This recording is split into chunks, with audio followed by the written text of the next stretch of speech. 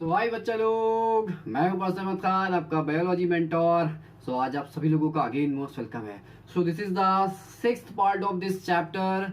और बिना देरी करे जल्दी से लेक्चर को हम लोग शुरू करते हैं, क्योंकि फालतू की कोई बात नहीं हो रही है। पिछले लेक्चर में हम आपको बता के गए थे कि भैया कोई भी सेल होती है उसमें कुछ जनरल पार्ट होते हैं। बताया था नहीं बताया था? उसके अलावा मैंने आपको कुछ ऑर्गन लाइक स्ट्रक्चर बताए थे सेल में, जिनका नाम था क्या? Cell organelle. तो हमने जब आपको जनरलाइज सेल के बारे में बात करी थी तो मैंने कहा कोई भी सेल हो उसके पास सेल मेम्ब्रेन होती है।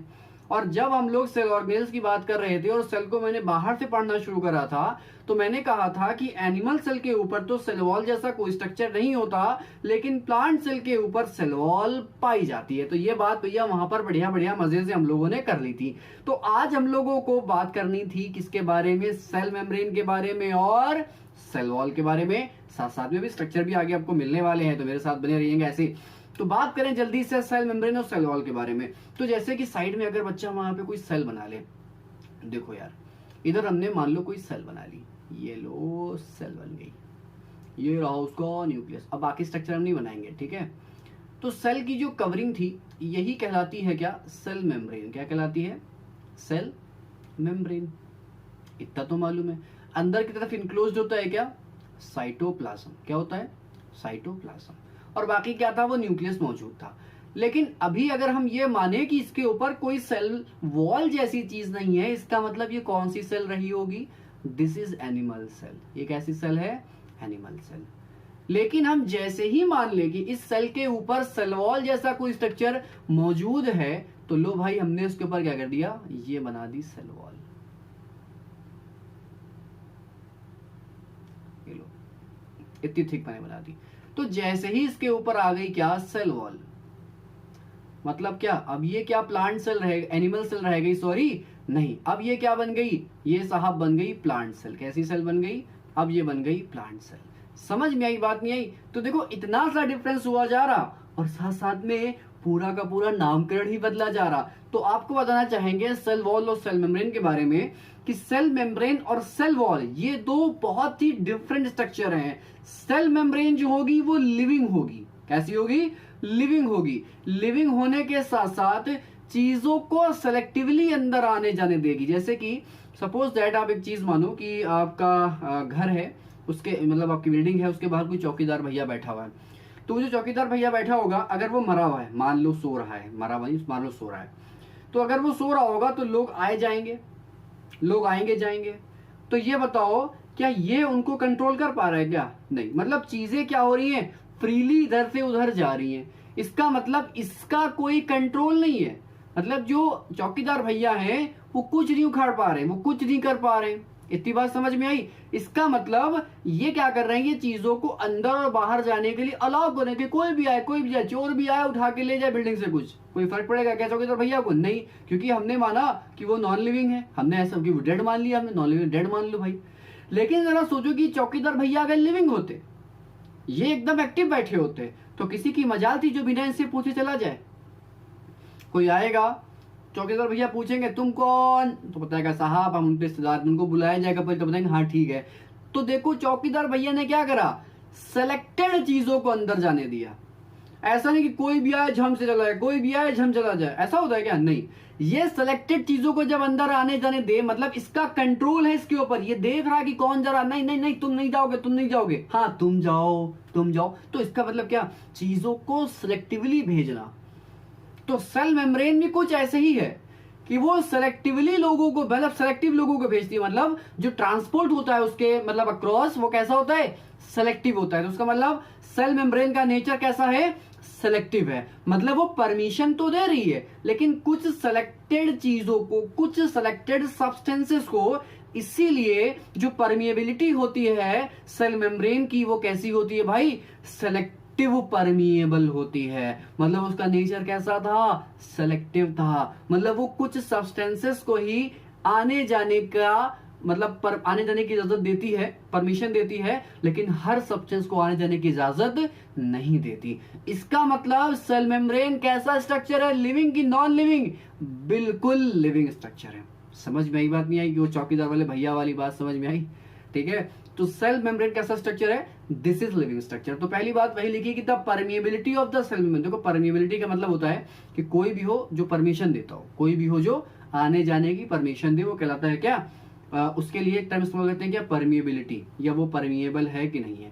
अब परमिएबल पूरा है तो बोल देंगे कैसा है, फ्रीली परमिएबल है या परमिएबल है। आधा परमिएबल है, आधे लोग जा पा रहे हैं, आधे नहीं जा पा रहे, तो कहेंगे क्या, सेमी परमिएबल है। और जब सिलेक्टेड लोग ही जा पा रहे हैं तो कहलाएगा क्या, सिलेक्टिवली परमिएबल। समझ में यही बात नहीं आई। तो बस यहीं पर वो बात थी कि सेल मेम्ब्रेन की जो बातें थी भाई, कि सेल मेम्ब्रेन कैसी होती है, तो कह सकते हैं कि जो सेल मेम्ब्रेन की परमिएबिलिटी होती है वो कैसी होती है, वो सिलेक्टिव होती है। कैसी होती है, सेलेक्टिव। तो याद रखेंगे वो कैसी होती है भाई, सिलेक्टिव परमिएबल होती है। इसका मतलब कुछ ही सब्सटेंसेस को वो आने जाने के लिए परमिशन देगी, हर किसी को आने जाने की परमिशन नहीं देगी। वही बात कर लो अब सेल वॉल की। तो सेल वॉल का कुछ हिसाब किताब वही है कि वो चौकीदार भैया मरे हुए हैं, मतलब वो सो रहे हैं, मतलब वो किसी को भी आने देंगे, किसी को भी जाने देंगे। तो ये सिंपल सब्सटेंस है। इसका मतलब सेल वॉल कैसी है, सेल वॉल डेड है। सेल वॉल क्या करती है, सेल मेम्ब्रेन को सराउंड करती है, जबकि सेल मेम्ब्रेन क्या करती है, साइटोप्लाज्म को सराउंड करती है। मतलब सेल वॉल, अगर प्लांट की बात करोगे तो cell wall outermost structure हो जाएगा, और अगर प्लांट सेल की बात करोगे तो cell membrane outermost structure हो जाएगा। समझ में आई बात नहीं आई। और प्लांट सेल में क्या हो जाएगी, सेल मेम्ब्रेन सेल वॉल के ऊपर पाई जाएगी। जैसे डायग्राम वहां पे साइड में बना है भैया, मैंने बना के दिखा दिया था, ठीक है।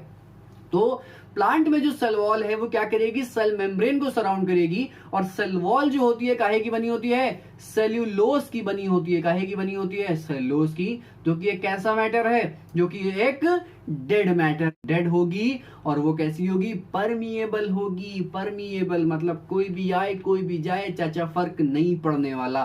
कह रहे थे सेल वॉल जो होती है ये रिजिड होती है। कैसी होती है, रिजिड होती है, ठोस होती है। तो रिजिड और ठोस हो जाने की वजह से सेल को शेप मिलता है। तो प्लांट में जब आप सेल देखोगे तो हर सेल का अलग अलग शेप होता है। जैसे कि आपने पढ़ा होगा पैरेन्काइमल सेल्स के बारे में, ओवल शेप होती हैं, अलग अलग शेप की होती हैं। ट्रैकीड्स के बारे में पढ़ा होगा कि टेपरिंग एंड होते हैं, मतलब साइडों से लंबी लंबी सेल्स होती हैं, साइडों से लंबी लंबी होती हैं।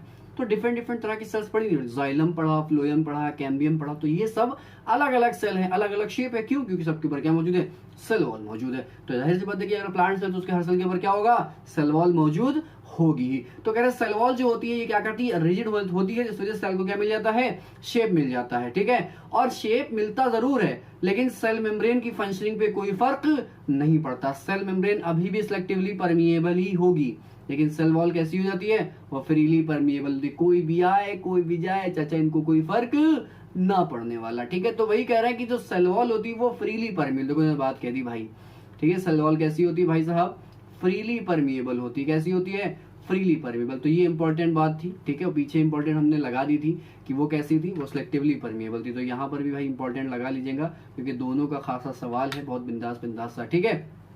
अब देखो, अगर ये फ्रीली परमिएबल है तो कोई भी सोल्यूशन होगा, कोई भी आए कोई भी जाए, कोई फर्क नहीं पड़ेगा। कितनी भी भीड़ भाड़ हो, लोग आते जाते रहेंगे, मतलब सब्सटेंसेस आते जाते रहेंगे, इसको कोई फर्क नहीं पड़ने। तो ये देखो खास बातें मैंने आपको सेल मेम्ब्रेन सेल वॉल की बातें अभी पढ़ा दी, ठीक है। अब जरा देखो आपके सामने पेश है भाइयों और बहनों, कौन सी सेल, प्लांट की एनिमल देख के पहचान जाओ। अरे नीचे लिखा, नीचे नीचे लिखा एनिमल सेल है, देख लिया भाई, सेल वॉल नहीं है इसके ऊपर। सेल वॉल नहीं तो कैसी सेल है भाई, ये सेल वॉल नहीं है तो ये भाई साहब एनिमल सेल है। कैसी सेल है, एनिमल सेल है, ठीक है। अब आ जाओ, सबसे पहले हम लोग बाहर से ही शुरू करेंगे। कहां शुरू करेंगे, बाहर से शुरू करेंगे। तो सबसे बाहर की तरफ क्या है भाई साहब, सेल मेम्ब्रेन। तो ये लो भाई साहब सेल मेम्ब्रेन, पहला स्ट्रक्चर हमने बना दिया, सबसे बाहर, सबसे बाहर। उसके बाद आप क्या पढ़ते हो, साइटोप्लाज्म। क्या पढ़ते हो, साइटोप्लाज्म। तो देखो सेकंड मोस्ट स्ट्रक्चर आपका साइटोप्लाज्म हो गया। और तीसरा स्ट्रक्चर आप पढ़ते हो न्यूक्लियस। देखो न्यूक्लियस में सब दे रखा है, nuclear pore, nucleolus, nuclear membrane, chromatin fibre. तो ये तीसरा स्ट्रक्चर था जिसको बोलते हैं क्या, न्यूक्लियस, ठीक है। तो अभी सबकी बातें होने वाली हैं बिंदास तरीके से। अभी हम आपको एक डायग्राम खुद बना के दिखाएंगे कि भैया कभी अगर बनाने को आ जाए तो कैसे बनाओगे, ठीक है। उसके अलावा देखो साइटोप्लाज्म। अब साइटोप्लाज्म के अंदर देख लीजिए भाई, ये गोल्गी बॉडी, जिनको हम लोग गोल्जी अपरेटस भी कहते थे, इनको एक और नाम भी दिया उन्होंने, गोल्जी अपरेटस। और हमने वहां पर ये कहा था कि गोल्जी बॉडी बोल दो या गोल्जी अपरेटस बोल दो, आपका काम चल जाएगा। इसके अलावा सेंट्रियोल्स हमने कहा था, सेंट्रियोल सिर्फ और सिर्फ कहाँ पाए जाते हैं, ओनली इन एनिमल सेल, बताया था सिर्फ इसके बारे में, है ना, ओनली इन एनिमल सेल। इसके बारे में भी बात हुई थी पीछे लेक्चर में, जिसने भी ना देखा हो भाई पिछला लेक्चर देख लीजिएगा, ठीक है, सिर्फ एनिमल सेल में ही पाई जाती थी। उसके अलावा आप एंडोप्लाज्मिक रेटिकुलम देख रहे हो कि एक देखो ये रेटिकुलम देख रहे हो और आप एक ये रेटिकुलम देख रहे हो, 2 रेटिकुलम आप यहाँ पे देख रहे होगे, ठीक है, एक ये रेटिकुलम देख रहे हो और इसके अलावा आप एक ये रेटिकुलम देख रहे हो। तो ये जो 2 तरह के आप रेटिकुलम यहाँ पर देख रहे हो, तो दोनों तरह के रेटिकुलम में देखो एक फर्क है। फर्क क्या है कि एक थोड़ा से स्मूथ है और एक थोड़े से कैसे हैं, एक थोड़े से रफ हैं। एक स्मूथ है साहब और एक थोड़े से कैसे हैं, एक थोड़े से रफ हैं। तो इसीलिए एंडोप्लाज्मिक रेटिकुलम 2 तरह के हो जाते हैं, एक स्मूथ हो जाते हैं और एक क्या हो जाते हैं, एक थोड़े से रफ हो जाते हैं। समझ में आई बात नहीं आई? तो जो स्मूथ एंडोप्लाज्मिक रेटिकुलम होते हैं उनके ऊपर राइबोसोम नहीं पाए जाते, और जो रफ एंडोप्लाज्मिक रेटिकुलम होते हैं उनके ऊपर क्या होते हैं, राइबोसोम आ जाते हैं, इसलिए वो कहलाते हैं क्या, रफ। जरा देखो कि स्किन कैसी स्मूथ है, ठीक है, अब इसके ऊपर कोई छोटी छोटी गोलियां चिपका दो तो क्या वो रफ हो जाएगी, बिल्कुल रफ हो जाएगी, ठीक है। तो ऐसा एंडोप्लाज्मिक रेटिकुलम जिसके ऊपर राइबोसोम चिपके होंगे वो एंडोप्लाज्मिक रेटिकुलम कैसा नजर आएगा, रफ दिखाएगा। और जिसके ऊपर हटा दो, राइबोसोम को हटा के फेंक दो, कैसा हो जाएगा भाई, वो स्मूथ हो जाएगा। तो इसलिए स्मूथ और रफ एंडोप्लाज्मिक रेटिकुलम यहाँ पर हैं दोनों, ठीक है। तो उसमें देखने की ज्यादा कोई खासा बात नहीं है। उसके अलावा आप देख लो नीचे भैया लाइसोसोम बना हुआ है, देख लो, ठीक है, lysosome animal cell plant cell दोनों में मिल जाएगा। उसके अलावा माइटोकॉन्ड्रिया देख लो भाई, माइटोकॉन्ड्रिया यहाँ भी मिल जाएगी, माइटोकॉन्ड्रिया मिल जाएगी, नाम अलग अलग हो जाते हैं, उसकी बात अलग है, ठीक है। अब जरा देखो एक स्ट्रक्चर हम बनाते हैं जरा, ठीक है, जिसमें आप न्यूक्लियर पोर की बात कर लोगे, न्यूक्लियस न्यूक्लियोलस की बात कर लोगे, न्यूक्लियर मेम्ब्रेन और क्रोमेटिन फाइबर। यहाँ पर अगर आपको सही से नहीं दिख रहा है तो कोई दिक्कत वाली बात नहीं है, हम जल्दी से एक स्लाइड दे लेते हैं, उसमें हम लोग अपना काम चला लेंगे, ठीक है। जरा देखो भाई, समझो बात को, जरा समझिएगा भाई साहब, ठीक है।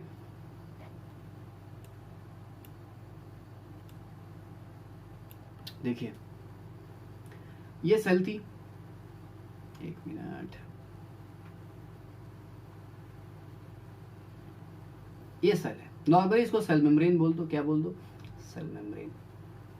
तो ये बात तो अंडरस्टूड थी पहले से ही। अब देखो हमें बनाना है क्या, न्यूक्लियस और न्यूक्लियर पोर। तो न्यूक्लियर पोर जो बनता है वो कुछ इस तरह से बनता है,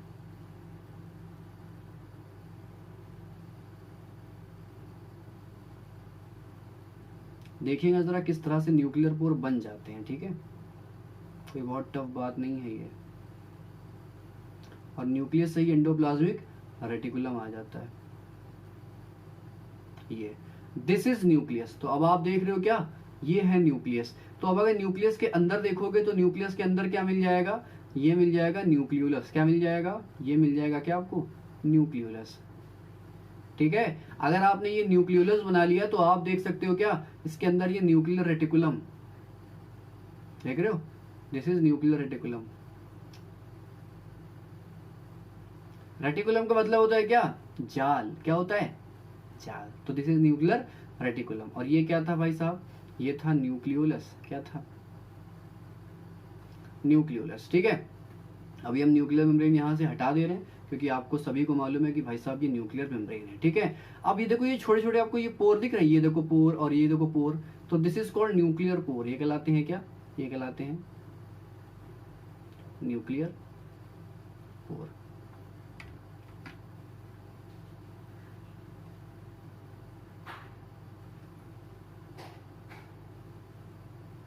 PORE। तो nucleolus, nuclear pore, nuclear reticulum, आपको इतनी सारी चीजें मिली। अब इन्हीं सारी चीजों को मिला के हम लोग क्या कहते हैं, उसके अलावा देखो न्यूक्लियर मेम्ब्रेन, ये जो है ये न्यूक्लियर मेम्ब्रेन है, क्या है, न्यूक्लियर मेम्ब्रेन। और इन्हीं सारी चीजों को मिला के क्या कह दिया जाता, इन्हीं सारी चीजों को मिला के कह दिया जाता न्यूक्लियस। क्या कह दिया जाता, न्यूक्लियस। तो ये बस हम आपको समझाना चाह रहे थे, जो पीछे डायग्राम में थोड़ा सा कंजेस्टेड फॉर्म में दिया था, और मैंने यहाँ पर आपको बता दिया कि भैया क्या न्यूक्लियर पोर है, क्या न्यूक्लियर रेटिकुलम है, क्या न्यूक्लियोलस है और क्या न्यूक्लियस है, ठीक है। न्यूक्लियर मेम्ब्रेन तो आपको नजर आ रही है कि 2 मेम्ब्रेन से मिलकर बना होता है, ठीक है। और आपको एक चीज और बता दें कि ये जो न्यूक्लियर मेम्ब्रेन होती है, यही न्यूक्लियर मेम्ब्रेन कंटिन्यू कर जाती है, यही न्यूक्लियर मेम्ब्रेन क्या करती है, यही कंटिन्यू कर जाती है, किसमें, एंडोप्लाज्मिक रेटिकुलम में। तो यही क्या बन जाएगा, क्या, एंडोप्लाज्मिक रेटिकुलम। समझ में आई बात नहीं आई?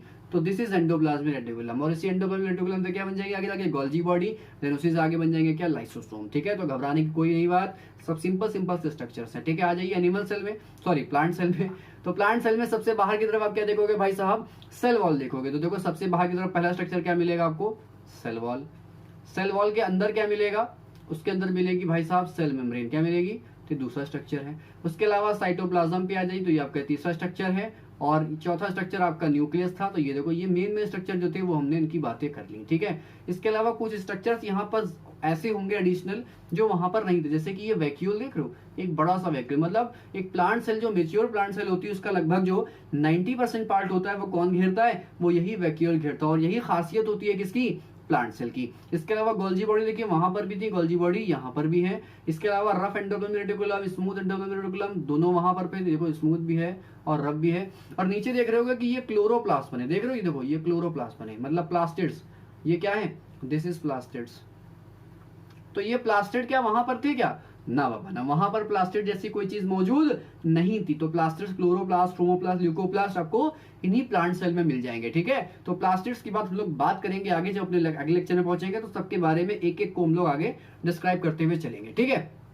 तो देख लीजिए भाई, आ जाते हैं जल्दी से कूद फान के साइटोप्लाज्म के पास। डुबकी लगाओ, देखो साइटोप्लाज्म के अंदर क्या क्या है, साइटोप्लाज्म कैसा है, जरा इसी की बात कर लेंगे, ठीक है। देखो साइटोप्लाज्म की अगर पहली बात करोगे तो साइटोप्लाज्म सेमी सॉलिड होता है। कैसा होता है, सेमी सॉलिड, ठीक है। सेमी लिक्विड भी कह सकते हो, ठीक है। अगर सेमी सॉलिड है तो सेमी लिक्विड भी है, ठीक है। तो सेमी लिक्विड कह दो, सेमी सॉलिड कह दो, या सेमी लिक्विड कह दो, या इसको आप जेल फॉर्म में भी कह सकते हो। क्या कह सकते हो कि जेल की तरह होता है, जैसे जेल देखा है उसी तरह का होता है, ठीक है। मतलब मोस्ट ऑफ सेल का पार्ट जो होता है सेल मेम्ब्रेन के अंदर कौन ऑक्युपाई करा होता है, वो यही ऑक्युपाई करा होता है। और अगर आप इसको माइक्रोस्कोप से देखने की कोशिश करोगे तो ये कलरलेस होता है, पार्शली ट्रांसपेरेंट मतलब ट्रांसलेशन टाइप होता है, पार्शली ट्रांसपेरेंट होता है और वाटरी टाइप होता है। तो ये नजर नहीं आएगा, लगेगा हाँ कुछ मौजूद है हवा में, ठीक है, खुशबू आ रही है, ठीक है।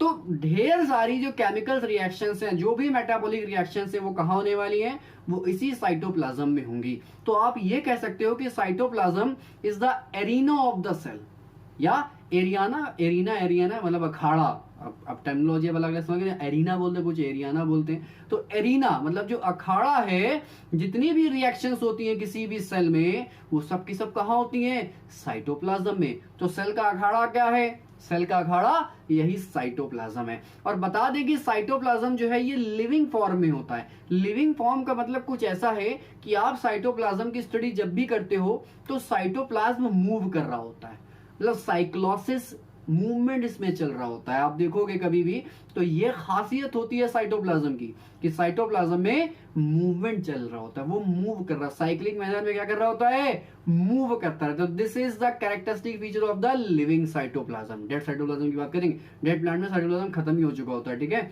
लेकिन साइटोप्लाज्म जो एक लिविंग सेल में अगर आप देखोगे तो लिविंग साइटोप्लाज्म कैसा कर रहा होगा, ये साइक्लोसिस करता है, मतलब सर्कुलर मोशन अंदर की तरफ करता है, मतलब धीमे धीमे घूमता रहता है, ठीक है।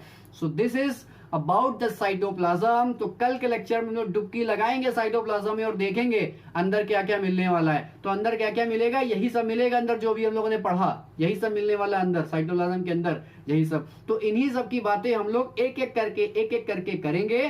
तो जब तक के लिए इसी को पढ़िए, मिलेंगे आपसे अपने नेक्स्ट लेक्चर में। Till then